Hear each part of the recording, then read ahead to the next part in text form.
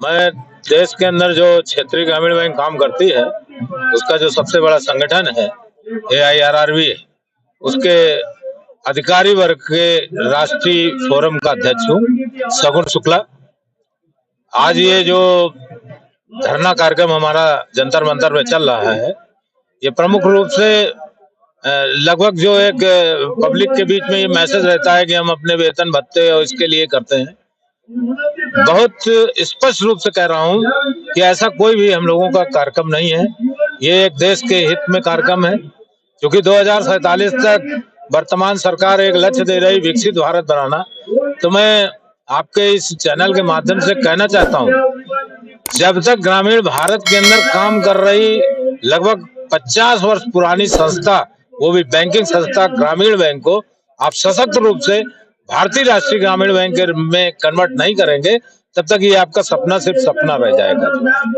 मैं बहुत दावे के साथ कह रहा हूं, क्योंकि 50 वर्ष में जो भी हमने इस ग्रामीण भारत के अंदर किया है, वो सिर्फ इन देश के नेशनलाइज बैंकों को और नए जो निजी क्षेत्र के बैंक लाए गए हैं, स्टेट बैंक ऑफ इंडिया, इनके अधिकारी हमारी उपलब्धियों को दबाने का काम कर रहे हैं, क्योंकि भारत सरकार इन्हीं के नजरियों से हमको देख रही है।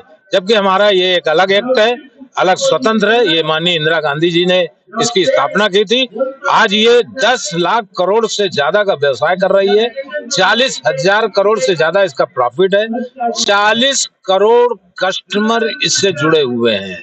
आपको पता होना चाहिए कि 125 वर्ष पुराना स्टेट बैंक ऑफ इंडिया, उसके पास भी 42 करोड़ कस्टमर हैं।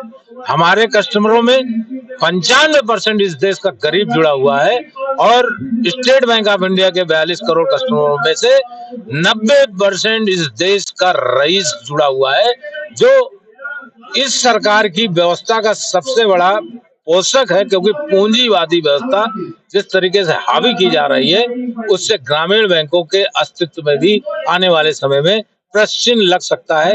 इसकी आवाज हम लोग उठाने आए हैं। क्या क्या मांगे हैं?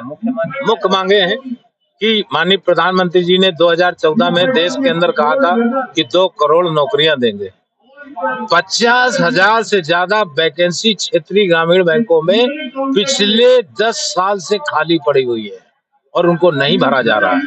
बिजनेस बढ़ रहा है, पब्लिक कस्टमर बढ़ रहे हैं, उसकी वजह से कस्टमर में फ्रस्ट्रेशन हो रहा है, क्योंकि हम उनको मैन पावर की उपलब्धता न होने के कारण, जबकि नियम इन्होंने ही बनाया था कि इन नियमों के तहत हम आपको देंगे, आज उस नियम के तहत भी नौकरी नहीं दी जा रही है। इतना बड़ा लोगों का हुजूम लेके आप आए हो और इतना बड़ा लीडर के रूप में आप अपने आप को प्रदर्शित कर रहे हैं, 2024 के चुनाव में क्या इसका कुछ असर पड़ेगा मोदी पे?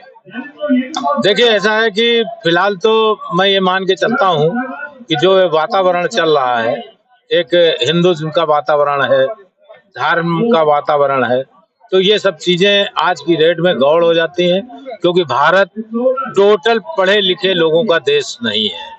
इसलिए मैं ये मान के चलता हूँ कि ये सक्सेस हो सकते हैं, लेकिन फिर भी हम अपनी तपस्या को तो करेंगे ही।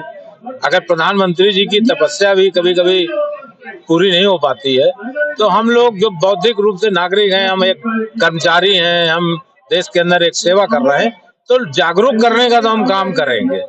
वो हमें सफलता मिले या ना मिले, हम बहुत आने वाले समय में जितने भी उत्तर भारत के अंदर, क्योंकि मैं बेसिकली उत्तर भारत को बिलोंग करता हूं, जितने भी इस पार्टी से जुड़े हुए सांसद हैं, उनके घर के सामने हम सबको लेकर बहुत जल्दी जा रहे हैं, और NRBI और नौकरियों के नाम पर हम उनको एक बड़ा ज्ञापन देंगे, और अगर होगा तो धरना भी देंगे उनके यहाँ।